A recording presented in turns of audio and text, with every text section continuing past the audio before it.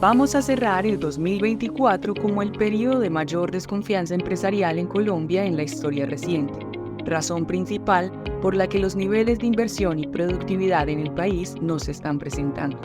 A futuro, tres grandes cambios estarán moldeando el mundo: el cambio demográfico y social, el cambio tecnológico y el cambio ambiental. ¿Cómo van a reaccionar las organizaciones y sectores a este nuevo entorno sabiendo que arrancarán un 2025 sin confianza? En Sectorial construimos una serie de capítulos donde te mostraremos el mapa de actuación para los próximos 2 años y razones por las que vale la pena seguir apostando por nuestro país. Comencemos por analizar dónde estamos parados económicamente y para dónde vamos a ir en el 2025 y el 2026. Hay un elemento que tiene que ver, es que ya el mundo no tiene unas presiones asociadas a identificar cuál va a ser el líder en lo económico. ¿Sí? Anteriormente vivíamos en un mundo donde veías constantemente movidas de Estados Unidos, movidas de Europa, movidas de China para apoderarse económicamente del mundo. Sin embargo, posterior a la pandemia, básicamente el mundo se mide más por cuál es la nueva tensión geopolítica que va a hacer algún efecto desde lo económico. Pues básicamente convivimos en un mundo con 28 grandes conflictos alrededor del mundo, ninguno ha mejorado, todos terminan empeorando, manteniéndose igual. Nada más es pensar desde la disolución de la Unión Soviética, cómo fue escalando la tensión entre Rusia y Ucrania y se desata esa guerra. Pensar también el tema milenario entre Israel y Palestina y cómo se desata en guerra. Tenemos unos problemas importantes en todas las confrontaciones sobre Taiwán y China, y en nuestra región pues fuera la inestabilidad de Haití, la violencia criminal en México, la inestabilidad del Triángulo Norte. Pasamos por unas elecciones en Venezuela que terminan siendo totalmente ilegítimas, y ese posible disruptor de crecimiento económico para nuestro país, que podría ser el restablecimiento de Venezuela, pues básicamente se esfuma. Todo eso en resultados agregados desde el punto de vista económico están mostrando un mundo que en este 2024 crecerá al 3,2% y se estima que para el próximo año crezca el orden de un 3,3%. Es un mundo donde se está viendo y se está respirando un optimismo cauteloso, teniendo en cuenta que cuando se le preguntan a los jefes económicos, es decir, los líderes que están asociados a los bancos centrales del mundo, la gran mayoría piensa que en el 2025 las cosas van a permanecer igual a como se presentaron en el 2024, un 37% piensa que las cosas van a desmejorar y un 9% están teniendo una perspectiva que va a ser un mejor comportamiento. Ahora bien, el mundo crece al 3,3%, pero nuestra región, por eso para el 2025 nuestra región apenas crece el 2,7%. O sea que nuestra región y Colombia en particular no debe analizar su crecimiento basado solamente en lo que ocurra en el vecindario, tiene que entonces conectarse globalmente, porque ahí es donde se respirarán un poco un mejor nivel de crecimiento. Las mayores tasas de crecimiento ya no están en China, se presentan en India, en Indonesia, que son tasas del orden del 6,5 al 7%. De hecho, es un movimiento bien interesante porque China ya está ubicando empresas en Indonesia o comprando compañías en Indonesia para a partir de ahí apalancar su crecimiento, teniendo en cuenta que si es una empresa china pues va a tener gran cantidad de restricciones desde Estados Unidos y también restricciones desde la parte asociada a Europa. Pero al final la nueva normalidad es que todo termina siendo un mundo volátil, incierto, complejo y ambiguo, y que muchas de estas proyecciones pues puede que no se materialicen por lo que mencionábamos anteriormente ante una nueva tensión geopolítica. Ahora bien, ¿cómo hacemos para que Colombia se conecte mucho más con el mundo, teniendo en cuenta que nosotros mismos en nuestro país cada vez preferimos más barreras frente a importación de bienes? O sea, se estima que el 55% de la población considera que es mejor incrementar las barreras frente a la importación de bienes, porque teóricamente esto va a proteger a la industria. Pero entonces, ¿qué ocurre si el resto del mundo también hace lo mismo? ¿Qué es lo que nosotros vamos a poder exportar y llevar hacia otros lugares del mundo? El mundo en promedio respira el 37%, dice que es mejor incrementar esas barreras frente a la importación de bienes. El 31% permanece de una manera neutra. Esto básicamente lo que hace es ver un mundo cada vez más desglobalizado, con mayores presiones frente al comercio e intercambio de bienes, y eso puede llevar a mayores presiones en el frente inflacionario. O sea que puede que sea utópico que los objetivos de inflación de Estados Unidos, que piensa en un 2%, Colombia piensa en un 3%, eso se vaya a materializar, porque la mezcla entre tensiones geopolíticas y un mundo cada vez más cerrado hace que los precios se mantengan hacia arriba. Para poder exportar y conectarte con el mundo desde Colombia, pues una variable clave termina siendo la tasa de cambio. Una tasa de cambio en nuestro país que históricamente dependía mucho del comportamiento del precio del petróleo, porque Colombia pues producía un buen volumen de barriles de petróleo. Entonces, si ese precio se iba hacia arriba, lográbamos exportar más elementos mineroenergéticos, y eso hacía que con ese mayor volumen de exportación entraban dólares a nuestra economía y la tasa de cambio disminuía. Sin embargo, eso se rompió más o menos desde mediados del 2020, cuando teníamos un precio Brent del orden de unos 18 o 20 dólares y nuestra tasa de cambio era de 4.000 pesos. Te ubicabas a finales, mediados del 2021, ese precio Brent ya estaba por el orden de unos 78 dólares. La tasa de cambio se mantenía en 4.000 pesos. Te paras en enero del 23, tasa de precio del petróleo 78 dólares, tasa de cambio 5.000 pesos a comienzo de ese 2023. Y hoy que tienes precios del orden de unos 80 dólares, ya está en una tasa de cambio de 4.300. Perdimos completamente la correlación favorable con el precio del petróleo. La principal razón tiene que ver que por allá en el 2017 nosotros producíamos el orden de unos 857.000 barriles diarios de petróleo. En la actualidad producimos menos de 788.000.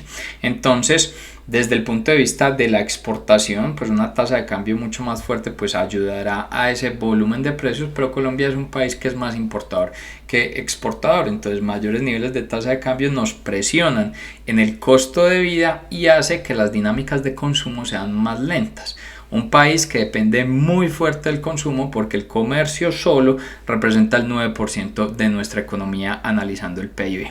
En sectorial, analizamos mensualmente las perspectivas de mediano plazo de 131 sectores, que te servirá para explorar oportunidades comerciales con entidades públicas y acceder a nuevos nichos, diversificando los ingresos de tu empresa.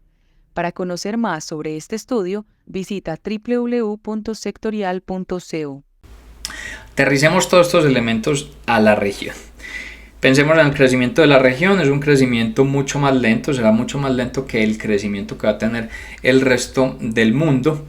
En nuestra región encuentras una Argentina que se mantendrá en recesión en lo que resta pues de este 2024, teniendo en cuenta que es un país con muy pocas reservas internacionales, entonces la hacen muy vulnerable al resto del mundo. Fuera de eso, uno de sus principales productos es la soya con una contracción de precios te pega en el PIB. Sin embargo, Argentina hay que analizarlo de cerca, porque las proyecciones están mostrando que en el 2025 es un país que saldrá de recesión. De hecho, será el país con mejor ritmo de crecimiento en nuestra región. Y si eso ocurre, pues varios analistas económicos han dicho que al presidente Javier Milei habría que darle el Nobel de Economía, porque está logrando que los niveles inflacionarios en el país disminuyan y por ende la dinámica de consumo se recomponga y los inversionistas empiecen a analizar este país. Brasil es un país interesante por su tamaño, pero es una economía completamente cerrada, y pese a las graves inundaciones que presentó en el estado grande de Río do Sol, el crecimiento económico de este año será del 2,1%, el próximo año estará en el 2,4%, que son ritmos de crecimiento muy por encima de lo que se presentaba incluso antes de pandemia. Chile es un país muy parecido en su ritmo económico y en su nivel de desconfianza en los inversionistas frente a este país, muy parecido al caso de Colombia. Chile en el 2023 casi que entra en recesión, creció apenas el 0,2%, de par tanto a Colombia, que Colombia apenas en ese 2023 registró el 0,6%, casi toca recesión. Chile tiene una dinámica interesante en lo que tiene que ver con la minería, en lo que tiene que ver con el comercio, pero no es el Chile como la perla brillante que veíamos en la expansión de nuestra región que se presentaba años atrás. México es un país que recibió un muy buen volumen de inversión extranjera por todo el fenómeno que se presentó en nearshoring, la ubicación de empresas en este país teniendo mejor cercanía con Estados Unidos. Andrés Manuel López Obrador, que fue presidente hasta hace poco, si bien fue un liderazgo de izquierda, nunca se fue en contra directa de las compañías y permitió tener un buen ritmo de crecimiento. Ahora con la nueva presidenta Claudia Sheinbaum, si bien su línea de gobierno será similar, se presentan muchos temores frente al ritmo de crecimiento de México, teniendo en cuenta que Estados Unidos no tendrá unos grandes ritmos en su expansión. México depende directamente de este país y adicionalmente las políticas de Sheinbaum van a ser tal vez un poco más hostiles. Se ha visto un poco con su trámite de ley de justicia y también una reforma que quiere hacer en la parte de energía. Y finalmente Perú es un país que también recomendamos analizar profundamente, porque si bien es el país más inestable políticamente de nuestra región, prácticamente cada año hay un nuevo presidente en este país, el Congreso mantiene una apuesta fuerte por la inversión y constantemente hay leyes y trámites que buscan disminuir el volumen de burocracia para el desarrollo de organizaciones.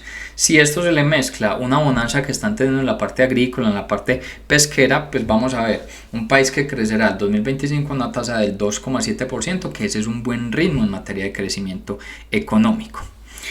Cuando tú aterrizas en Colombia, ¿qué se respira? Tendremos un crecimiento económico mejor en el 2024 frente a lo presentado en 2023 y un 2025 que también será mejor frente a ese 2023. Estamos hablando de un 2024 de crecimientos del 2,1% y hacia el 2025 una tasa que esperamos de crecimiento sea superior al 2,6%. Colombia, las cosas buenas están pasando en el frente del agro, los cultivos, hay bonanza en la parte de café, hay bonanza en precios en la parte de cacao, los frutales de exportación, solamente ese sector de cultivos en materia de PIB crece a una tasa por encima del 10%. Hay algunos elementos que llaman la atención en construcción civil que pueda reacomodarse. Es un país muy fuerte en su dinámica de entretenimiento, tiene buenos ritmos en lo que tiene que ver también en la parte de tecnología, el frente de ganadería, pero sobre todo no la bovina, sino la asociada a la parte porcina, la parte avícola tiene buenos resultados. El transporte aéreo se mantiene dinámico, sobre todo es por el turista extranjero, que ya no es turista extranjero ni es nómada digital, sino que es un residente extranjero permanente en nuestro país. Y hay una buena expectativa asociada al comercio, asociada al frente de consumo. Los demás sectores los vemos muy frágiles, sobre todo el componente que tiene que ver con la parte industrial. Entonces, ¿esto qué va a obligar a las empresas en nuestro país? A volverse multisectoriales, como sus activos los empiezan a ubicar en estos sectores que tendrán el mejor ritmo de crecimiento. Ahora bien, un crecimiento del 2,6% para el próximo año es un crecimiento que todavía está lejano a lo que se denomina el PIB tendencial. El PIB tendencial o el PIB potencial de nuestro país hace unos años era del 4%, ahora es del orden del 3,2, 3,4%. Que se vuelve un limitante importante, no tanto para la región y para Colombia, es el nivel de tasa de interés.